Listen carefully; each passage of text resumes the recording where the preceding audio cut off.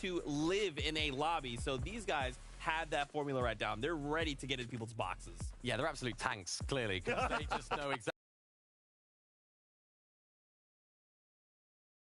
You were talking about it in the back as well. We were saying these guys have not only been fighting over a vault, they've also been fighting over that Rift Island for those pulse rifles. Yeah. Actually, in game 2, they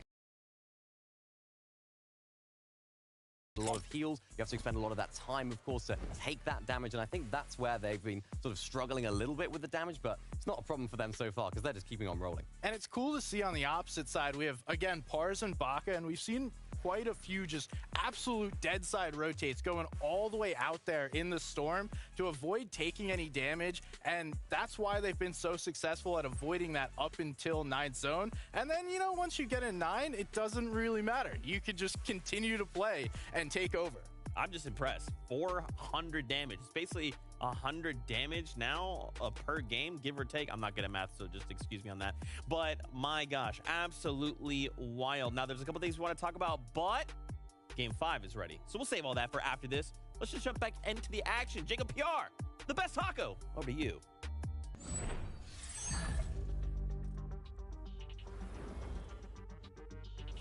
Who would have thought? We're having the time of our lives up here. 4 games down, still 2 games left to go. And with that first place spot still up for grabs. Especially when you factor in that we are seeing some of these top teams in the top 5, 3 of them having been eliminated. It's going to shake up the placements. And if that happens again, Jacob, I can imagine that it's a perfect storm for some of these other duos to work their way into that top 5 instead. Yeah. For some of those teams that didn't make it this far last week, these last 2 games and where you position yourself on the leaderboard grants you series points, which add up after 3 weeks and determines, do you go straight to the FNCS Major 2 Grand Finals? Do you have to fight through Surge Week? Or do you watch it all on the sidelines because you didn't make it that far? Time will tell as we get into our last 2 games.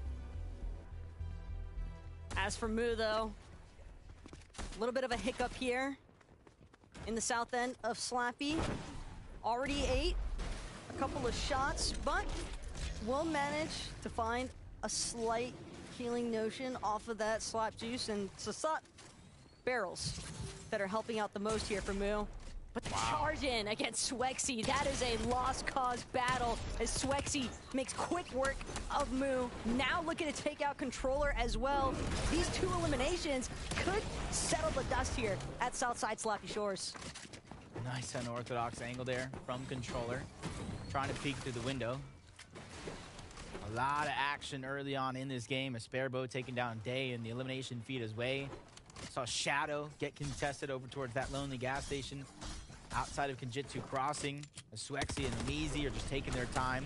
They don't want to put it all into one moment. Controller's one a good fighter, and he's proven to be so as he gets the first knock onto Omeezy. Siphon mats, refresh, a third party coming in, and that's Miro and Cooper saving the day inadvertently, giving Controller a couple more seconds to work with. They're on the hunt for one more. But it doesn't seem as though they're trying to be Controller saviors outright. They might have bought him a moment, Jacob, but they want this extra elimination. Miro continuing to chase down Controller, continuing to try and force him to go right back to that battle bus. Miro continuing to close in. Cooper right next to him. It feels like it's only a matter of time, but Miro, he's gonna take a second just to pop a big pot. No, instead, continuing the push now. Controller really doing the most, though. He is at least forcing these other teams to respect his name a little bit. Wasting so much time. But is he going to be able to get out alive? Did he get the reboot card for his teammate? Get a second chance at life if he's able to survive the onslaught that is Miro and Cooper. He found himself at least a little bit of a nook and cranny. There's only 2 spots down below and above that you can even spot somebody out where he's positioned. And Miro and Cooper, they have a decision to make here. Do I keep spending all this time looking for him, or do I go back to farming up, trying to get mats and playing the rest of our game? Well, for Miro and Cooper, can't say I'm too surprised to see them finally looking to get into the action right off rip, but It's Miro and Cooper, I think, that could potentially end up getting bamboozled later on. Because keep in mind, Controller, he might have been sitting there silently, but he could create an opening for himself. It's all too easy to find a knock when you're least expecting it. Yeah, anything is definitely possible. Just gonna have to worry about Surge later on, and I knew I saw Paper's name in the feed.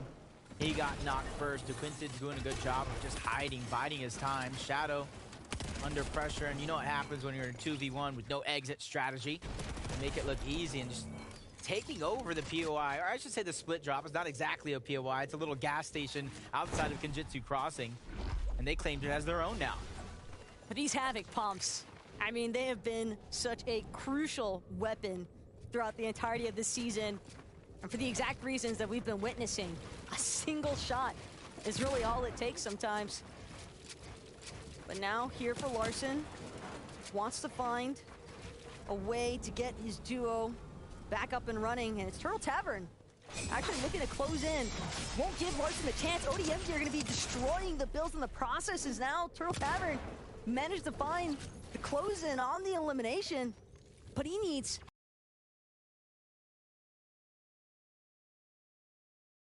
forced to expend a shield keg of his own. Either way, whoever walks away from this one, still gonna have to worry about rebooting their partner. Yeah, and we've seen teams take more. That becomes a possibility. Tavern able to get the med kit off. 150 effective shield and HP. Great piece control and great maneuvering in and out of these covers to not only dish out some damage, but dodge Larson's shots left, right, and center. Pops up, trading shots, and there goes Turtle Tavern. That's going to be their first overall victory against Larson and Smart over towards Naughty Nets, and this is going to be a great start to their game, because even though with only 4 points they might not be able to get first place, we talk about those series points. They want to gather as many of those as possible. I just love this instance, though, from Turtle Tavern. Despite the fact that he didn't have a whole lot of time, he just chose to close in at the perfect moment with that ODM gear, and that's the chaos of the ODM gear kind of ensue. He just barraged into the least expecting moments there. It's a good cleanup, but now for Edgy, he's trying to not get cleaned up in the process. Taking a kinetic blade away. Doesn't seem as though he's got Duke with him. Duke is down and out. That's why Edgy's trying so hard. He's not only fighting for himself, he's fighting for his teammate as well. Bully flies above and over, trying to close down the options that Edgy has to work with. And you can see the ODM gear from Lizux trying to break through, cause the destruction, take away any hiding spots he might be working with. And instead of just getting greedy here, going back in with the ODM, they know Edgy has no escape plan unless he's going to fight for it. They're just going to go ahead and continue on with the chase. This is a slow but surely elimination that they have around the corner. And with Edgy not really having any options to fight back, he does the best that he can, but it's just not enough to take down this inter-region duo. You can almost see the exact moment that Edgy just realized it's basically wraps, at least as far as Game 5 is concerned. Respectable hustle, but he's gonna have to wait for Game 6 instead. And again, being one of the duos that really needs those placement points more than anything to try and earn those series points, given having missed out on week 1. A little bit of a tough situation there. Oof, one tough situation to the next. I like, they're just leaving Mason down there to try to stall out for the siphon. That way they can trade shots just like you're seeing here, and then they don't have to expend as many heals as they typically would in that situation in order to kind of recoup. Yeah. But where was Scoped? That's going to be my big question mark. At least he's going to have a chance to try to get Mason back in the game. Polarizing N-Pen again, game after game. You can see what they did in that last one. This time around is before the vault is even grabbed, but they at least know where the key is at. They know Nexi and Redux have it right below them. They don't want to let that vault go over too easy, because then that gives them that Havoc pump, one-shot potential. Over towards North as well, you see Epicwell and Reed trying to close in on the distance. A lot of damage being done from N-Pen, but not enough to really follow up on if you're Nexi and Redux. They both go down, but there's still 3 teams outside of them that are hovering over Mega City. Empen and Polarize just making quick work to regain control of that Found him. vault card. Controller did manage to reboot Moon, by the way. Ooh. But now he needs to be revived himself as Pump. A little bit of revenge here for his duo. It's all up to Moo now to see whether or not he can close this one out. Pump gonna take the elimination in full. Wants to make sure that he gets as much of a refresh as possible. But this is giving Moo an opportunity to pop a couple of big pots. Pump looking as though he wants to try and challenge, but the full shield regen has already taken place. Moo, now with a slight advantage here, will pick up the kinetic blade as well. And despite being on the opposite end of this wall from Pump, it's the cone that Pump's gonna find good coverage from. Slight connection as well. But they gotta be careful here because another team might take note of this fight that's going down. I think Pump smelled that one. He just smelled it from a mile away, just sniffing the air. That's a scent I don't recognize as he quickly disengaged. As we're gonna go ahead and introduce a new mid-game analyst to the mix. A guy that has an eye in the sky above everybody else. Welcome, Levin. What do you got for us? Thank you very much, Jacob. Look, it has been a tough season for Iomzo and Rise. With the switch to central servers, these guys lost the ping advantage they once had. And if you know anything about Iomzo, this guy likes to be aggressive. They haven't quite been able to play that kind of style this season, and it's been rough. The first 2 games for them today, average games by their standards. The last 2 games, though, they've made some adjustments in the mid-game. They're switching up their strategy a bit. They're not getting a bunch of eliminations like they once did, but they're now popping off second place and a first place in the last game. Really good stuff. Thank you so much, Levin. Information that is vital to being able to break it down. And you see the struggles again from Iomzo, just under pressure. And it kind of just goes to show that Levin, he knows his stuff. I might miss him on over here towards the casting stage, but I think you and Levin, that's a good swap. We got some chemistry rolling as well. I have to think so. But as far as Iomzo and Rise are concerned, you can see they want to be aggressive. Iomzo, though, maybe biting off a little bit more than he could chew at that last exchange, but when you've got hard to be a little bit more open to being on the receiving end of that damage input. Pars, though, a little bit of spray into the bush, does connect with a couple of shots there on the Botify, but now it's Silver that Pars is keeping an eye out for, and Silver doesn't seem to fully recognize the fact that those shots are coming from right in front of them. Is now Baka and Pars opting to just keep moving, swapping out the ODM gear immediately for the kinetic blade. And it's still early on. ODM gear can definitely be nice to have, but this is a much better find here for Pars and Baka. They started kind of collecting the cash, trying to scare those other teams off. You can kind of see what just happened as we return to this location. Probably another team, because everybody really shares a cache between 2 different teams. So they scared one team off, they pushed them out, went back for the loot as soon as it was done capturing. His controller's back up yet again. Controller and Moo, well, I was gonna say they won't go down, but Miro and Cooper said, I found you again. Can only go so far. 3rd time's the charm. Maybe you have to hope at least. Controller and Moo, they have really been going through it. And it's impressive to think that Controller has still managed to find 2 eliminations, given the fact that he spent most of this lobby without a duo, it seems. But now with Miro, Cooper, Empen, Polarize, Sparebow and Beverly as well, already on top of Rift Island. This is not going to be an easy one to work through. And Sparebow, ample amount of splashes as well. Why every time I look at some good loot or an opportunity at it, is Empen and Polarize ready to challenge it. From the vault towards Mega City, to the Rift Island in the sky, they're ready for a challenge around every turn. Same could be said about Sparebow. He took down Miro, he took down Cooper last game, all by his lonesome. Maybe a little help from Beverly. But this is where it's going to get interesting because the zone is now going to cover over this Rift Island. Zone capture point is going to be contested, which means it's going to be a little bit of a stalemate. Who has the patience? Who has the persistence to hold on to this spot? And as I say, it's instantly answered. Sparebow and Beverly don't like their position, and they try to disengage. But man, was that a couple of shots landed on the Sparebow. 3 HP. Yeah, but all of those splashes as well. Sparebow going to be forced to resort to being practically extorted out of his sustain. Beverly as well. Seems as though he had an ample amount of shots to boot. That duo maybe second guessing whether or not that was the right time to leave Rift Island, because you have to imagine players can tell who's going up and who's coming right back down.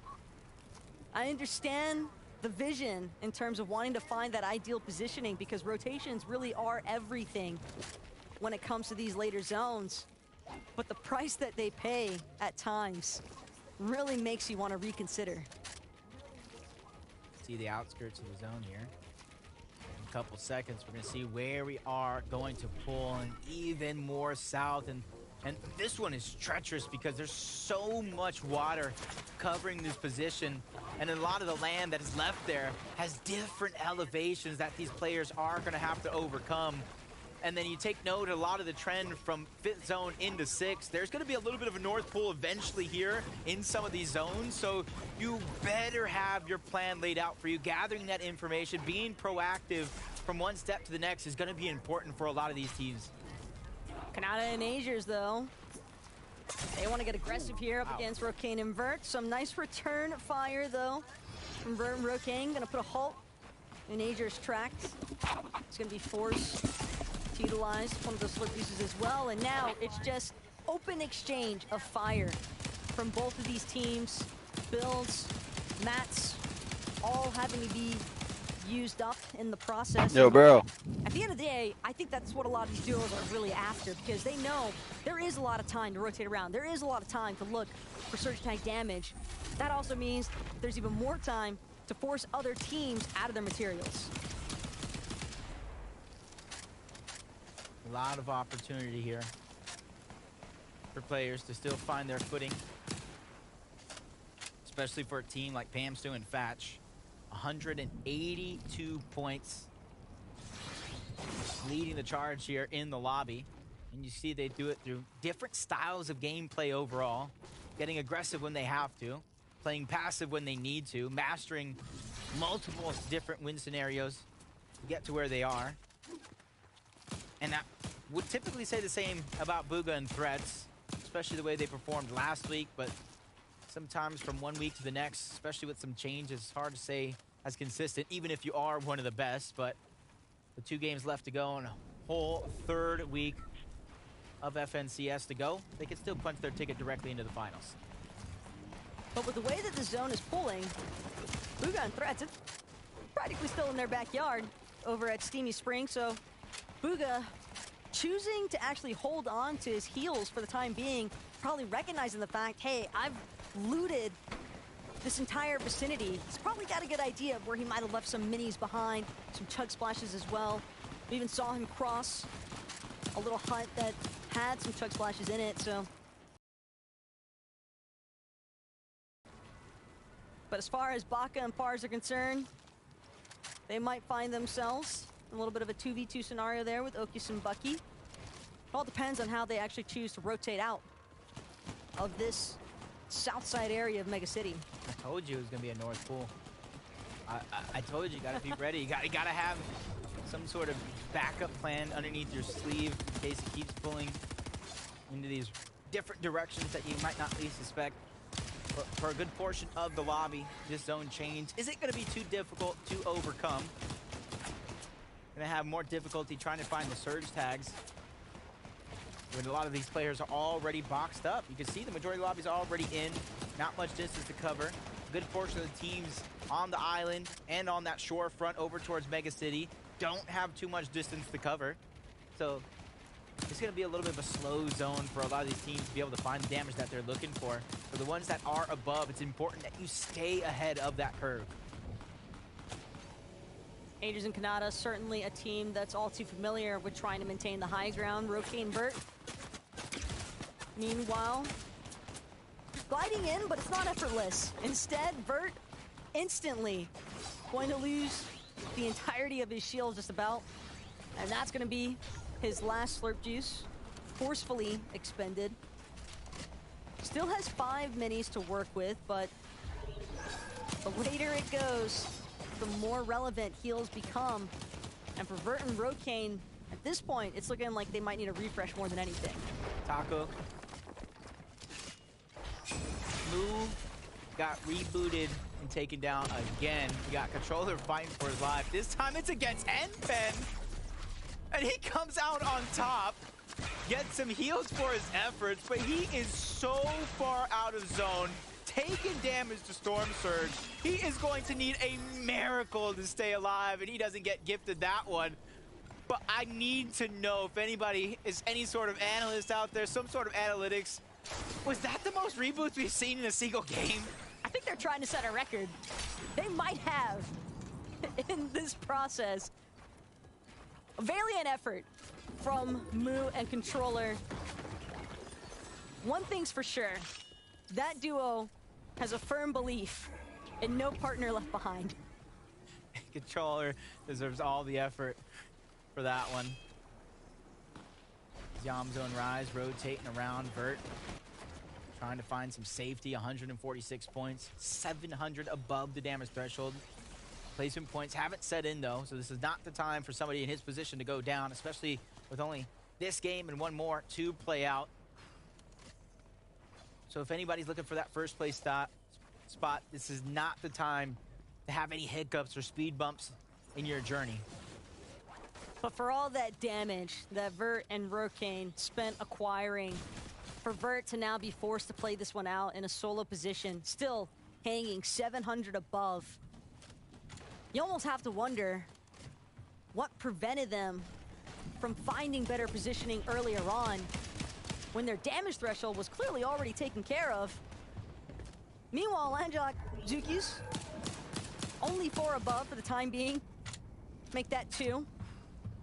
And it's Deshawn who appears to have drawn Lanjak's attention. But finally a connected shot here, right in the nick of time. Lanjak barely going to make it above that damage threshold. Still needing to get a couple more tags going through. I like the thought. One of the teams with the highest elevation at this point in time. They're just waiting, biding their time. They know there's not too much distance to cover before they're in zone yet again. And they knew eventually somebody would try to make a claim for some sort of height. And that's what they used, taking a couple of shots on the Kanata. But still having to worry about that Storm Surge and how they're going to be able to deal with it, where they're going to be able to find the shots. While some are waiting for that opportunity, others, like Bucky and Okus, are trying to create that opportunity. If they steal away whatever loot that they can find, even if it's just 3 minis here, they know they're 239 above their damage thresholds. They don't need to forcefully make any moves. At least not just yet. But that could change at a moment's notice. Especially without proactive, NA tends to get with aggressing into each other. But Kanata doesn't need to worry about that damage threshold anytime soon. 849 above. And again, continuing to scout the direct area around them. A slight layer above, but it's Okus and Bucky who get caught out in this ultra low ground. Okus, in fact, barely managing to hold on for dear life, trying to do whatever he can to buy a little bit more time. Splashes now going to be used in the process here, but Okus, the walls are closing in around him. The duos are starting to sandwich him. It's only a matter of time. Yeah, he got out of the claws of one team, but walked in to the aim of another. Now Zyro's having some cheeky shots over into the distance. That was Muzz and Degen who started this lobby focus, pressuring Okus, making him spend a lot of resources, mats, heals, to try to get out of this position. And even then, he still has some ground to cover. Not much, but at least it's something.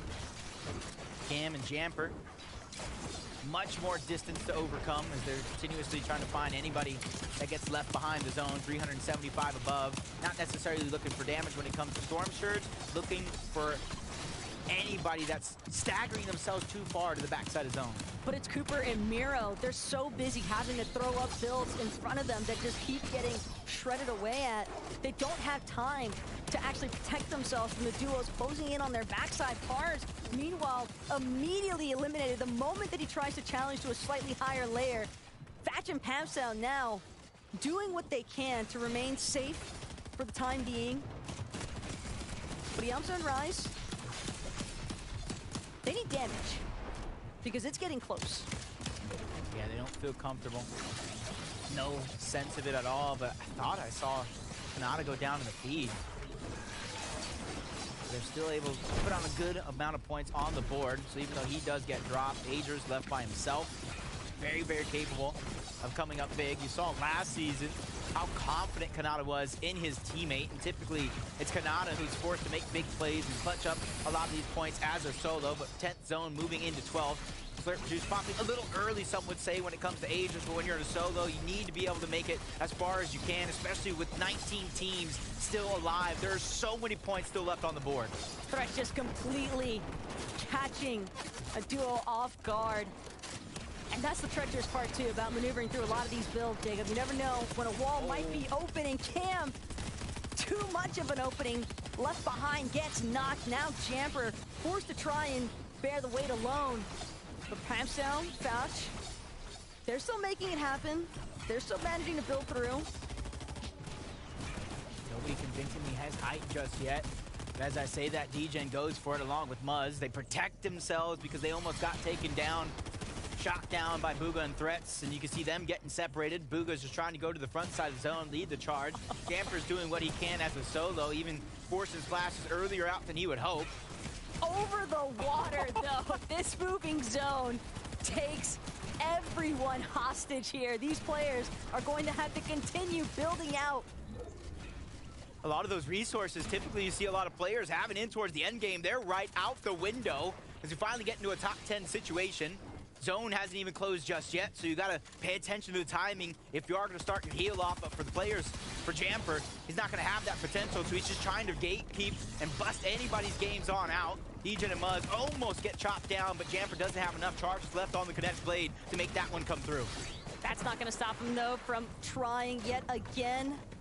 Meanwhile, Rise, stuck in the water, stuck trying to build up, but he runs into another duo, gets a great connection, and it's gonna be Fatch who gets knocked because of it. Pamstown now forced to play this one alone, but Azers finally getting cleaned up in the process. He did what he could to make it just a little bit further with the placements, but Bugha and Threats, they started off in Steamy Springs, and they're making it all the way through still in Mega City. This is where the heal off is gonna begin. Threats, he's gonna be the one to try to stop everybody all around, but he gets taken down early. Nothing for his efforts into the top 3. Zenetto trying to do the same thing, trying to just protect the Quinton the best that he can, and he's doing a magnificent job. And now he's up against Bugha, 1v1, trying to stop the heal off, doing such a magnificent job, but he goes down. That's the World Cup champion, Bugha, trying to rise to the occasion, but he runs out of heals. He runs out of opportunity, has to find the Quinton, but from one to the next, heals are running out. His Slurp Juice is all he has left, and he doesn't.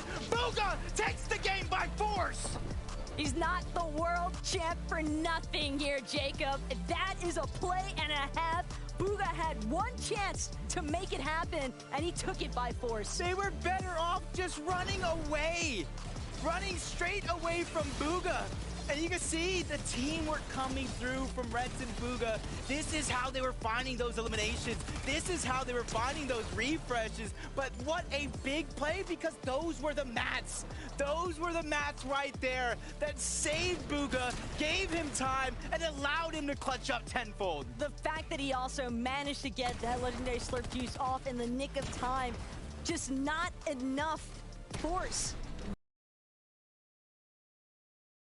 Again, it's just, you almost feel like Threats might have been the ultimate bait and switch there, because you see him drop into the water, you're just like, Threats, oh, okay, hold on a second. But then you realize that Bugha was planning it all along because he wanted that. I think that play right there might have been the play of FNCS so far. Even though it's only been 2 weeks, I think that one is the one we're going to be watching from time after time. But we're going to go ahead and throw it over to Zeke, Mini Miner, and SBG to break down the leaderboard after 5 games. I'm thankful you guys could not see me lose my mind after what I just watched. 11-2K called this at the start of the day. He said, Bugha and Threats, they're that duo that the day might start kind of like, iffy, but then suddenly there's a switch. They come online. This was that moment. They have awoken.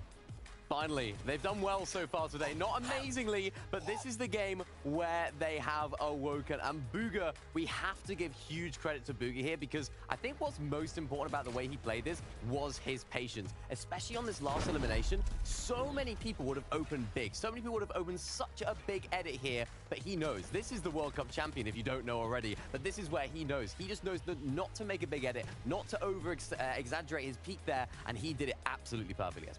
Yeah, you see these up-and-coming players sometimes make some plays. Booga, fundamentally sound, you know, has done one or two things in his career, maybe a bunch of FNCSs in a World Cup. Either way, the fundamentals, like you mentioned, so important there, not giving the opponent any kind of angles, and we're seeing them shoot up those leaderboards. 6th place now, up 11 placements. This is why we talk about this from time to time. You just need one good game. You're never truly out until the games are all concluding. There's not much you can do after that. But if you have a game, you can make changes like this to the standings. A single interaction for Booga there. Absolutely insane. But now as we start to kind of like go up those standings, we see the top two haven't really moved. Pamstu and Fatch, these guys are a dynamic duo. And I don't know what they're doing, man, but they are just saying everybody else, top first, that's ours today. Yeah, and we saw the stats. 7 out of the 10 games won so far have been by a team that has stuck together or played together before. Booga threats, they're changing that, so now it's 7 out of 11. Nonetheless, it works to stick together. Pamstu, Fatch, you mentioned having one good game. They're saying, no, we're going to have all these good games. And we see it once again, gliding through this end game, perfection, and just doing everything they can to secure as much points as possible. They're just so good at it, aren't they? Shooting the same play when they make an edit, being shoulder to shoulder, making the same peaks as well. They are, as you mentioned, perfection, almost personified in this duo because they just know how each other play. They're bouncing off each other so well, and rightfully so in the top spot by a decent margin too. Absolutely, man. And look right no further than the Yumzo and Rise to be the duo right on their heels, right? Also another duo to break into that 200 threshold. These guys are also really trying to prove to us why sticking together is important. We've seen these guys for, I feel like, years now paired up, but now they're really saying, hey, look, we are a dominant duo. Yeah, and they've been dominating the low ground in previous seasons as well. This time, unfortunately, it couldn't quite work out. As you can see, there's That's water a little too down low. on the low ground. Yeah, a little bit too low. The water was definitely a factor. And of course, Rise here had no materials. I noticed this when watching the little POV. We saw the drone and we could see Rise just on the low ground, fragging out as much as he could. No builds to his name, almost no HP. And these eliminations here, these clutches 3 in a row or 2 in a row were absolutely beautiful. And that's exactly what saved the game right there for him. Well, and I think this play personifies what makes great players great is the opportunity to just get a few more points. Just grab a few extra points. And in tournaments, we see that's a reason why they're up there on the leaderboard contending for that first place spot, making the difference every single game. Just getting a couple extra points is huge when it comes to 6 games. And just to highlight here, I wanted to call out specifically Jamper, right? We saw in that last game, he did a little tech thing that I just thought was like so next level, utilizing the kinetic blade to dash up and actually damage the builds of the players on height, saying, okay, hold on, you're going to build, you're going to expend all these materials. Here's a single kinetic blade charge. Now come back down, burn more materials, come down and play at our level. I thought that was so sick. He did it for you. He did it for you, Zeke, because in week number 1, Zeke was like, why aren't they shooting them out? Why aren't all these players looking up at high ground, particularly when they're in wood? They're not looking up, but Zeke, you know, he did it for you. He kinetic played up. Maybe we'll call that as a Zeke strap. We'll try and pattern that. The Zeke strap. Yes, it is now the Zeke strap. There you go. Absolutely not. Let's talk about Aegis and Kanata jumping up 5 placements as well. We talked to Kanata at the start of the day. Remember, this is a duo that didn't make it in week number 1, so they have to show up huge. And right now, being in top 4, going into the final game, I'm expecting a lot from this duo. Hey, they're due for a win. Normally, Kanata likes to win the first match of the day, but now he's going to go for the last match of the day. And we saw them starting to posture for that here in this game, looking to play that high ground. Doesn't wind up working. You know, there's a couple other teams. D-Gen might be one of them that looks to take height as well in this lobby. Nonetheless, still playing super consistent. What we want to see from them is that top 3 to secure all those series points. Well, they've been trying as well, because we've seen them on high ground in 2, maybe 3 out of the 5 games so far. They really have been giving it their best shot, but unfortunately, they've just been contested by teams early on. It hasn't quite worked out for them so far, but going into this last game, when you need a win, when you need a good performance, it's really where it's all going to happen. Right here, right now, one last game in North America for these duos. They have to put it all on the line, because remember, we're trying to make it to grand finals and ultimately global championships. Here we go, though. One last ride. Buckle up, Fortnite fam. It's game time.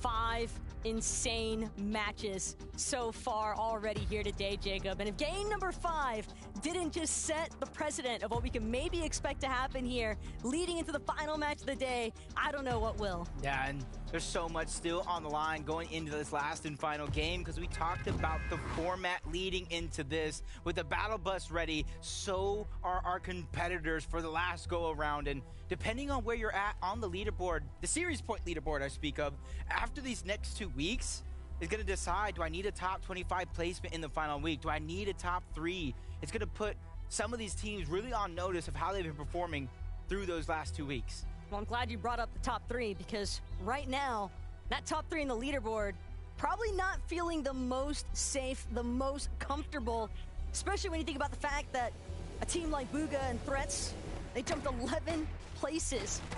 And it all starts right here, right now, as Spotify and Grimes already finding their first elimination of the lobby. It's going to be Sin FPS, forced to just wait and see how the dust settles in the final game of the day. Where Coop is just trying to hide. Controller and Moo go down in the feed. No heroics this time around. They've had enough of your reboot antics. As Coop is just trying to sneak around Coxie and Botify. They know at least one other person's here, but you see what they're doing? Instead of hunting down Coop, they're not wasting any time. They're just looting up, they're farming up, trying to get resources, trying to get mats. Because they know they can always return back. Coop's going to have to go back for the reboot card if he wants to get his teammate back in. Coop would have to be a madman to try and challenge right away, and they're fully aware of it. Turtle Tavern, on the other hand, he's stuck inside of a bush. Actually, no. Scratch that. He's about to be fully eliminated as Smite continues to try and chase him down. Not willing to overpeak it just yet. Will wait for backup from his duo first, because he knows Turtle low enough from that TAC SMG spray, but 5 ammo might be the primary reason why we see Smite choosing to fall back on that one. Bucky and Okus, though, more than happy to collect an elimination for themselves. And it seems as though the usual suspects are definitely the ones popping things off first.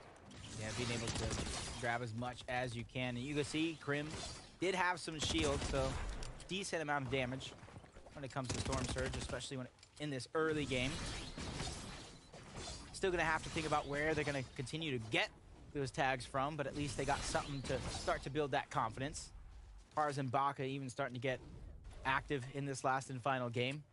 They don't let their early games that they've had, even that victory, go to waste on the day. A little left up there on the scope. Just a friendly, hey, you know, I'm right next to you. Reminder there from Okus, Deshawn, and Ajax. Not sure if he's fully aware of the fact that Tulets is lurking right below him. But it does seem as though Deshawn is aware enough and definitely spots out one member on the beach. But away it out for the time being. It's going to be ODM gear, straight to destroying the build in case somebody was inside of it, which Deshawn has now found out for certain. He can at least rest assured that Tulets is now fully exposed. Typically you see it in zero builds, but that bubble shield perfectly thrown from Frost like he's a Fortnite quarterback or something playing for the Lucky Llamas. Allowed Leds to get out. It allowed him to cover that distance safely, even though he didn't necessarily go and find any sort of comfort in the shield bubble. It was just to get from point A to point B without taking any damage. And now leaving no choice from Ajok and Deshawn to disengage. Otherwise, it's going to be a risky play if they continue to move forward. Definitely doesn't seem super ideal. But a replay of what's taking place here for Baka and Pars. Now, this is a team that has certainly been making themselves known in this lobby, and for Grimes, it's no different. A quick elimination into the feed is now Rexo, chopping away at builds, trying to chop into a piece of the action here. Epic Bros, Pax, not looking the most comfortable, all things considered. But it's Cyrus and Rexo. Rexo finding that knock finally onto Epic Bros. He's gonna actually toss him in the process as Pax forced to try and back up his duo. But it'll be another double elimination instance here. And some really nicely established surge damage. And from one fight to the next, that's been going on throughout the day. No pun intended, but it's Day and Shore against Sparebow and Beverly. They've been actually going back and forth between these two. Almost like a grudge match here. Bragging rights up for grabs as Day's getting back down. Pushed lower and lower, and a huge shot going to be tagged onto his knees. Shore has that high ground, and he's trying to attack these covers, get any of these pieces going underneath his control, and he finally drops into the box, and it works out. He's able to take down Sparebow. Beverly is able to fight back, though, bringing it down to a 1v against Dave, who's hot on his heels, and he takes him out. No fear in his eyes. Able to save Shore and bring him back into the game. Day not gonna let controller players be misrepresented for even a moment. Really nice mobility to ensure that he can clutch up for his teammate there, but now it's up to Paper. Clutch things up with Shadow, trying to take out Pump and Trashy. Arguably one of the more centerpiece duos in these lobbies so far. And right there was just the prime example of that pump charge shotgun. He's able to get the piece control, even got the edit. Unfortunately enough, didn't get the charge off in time.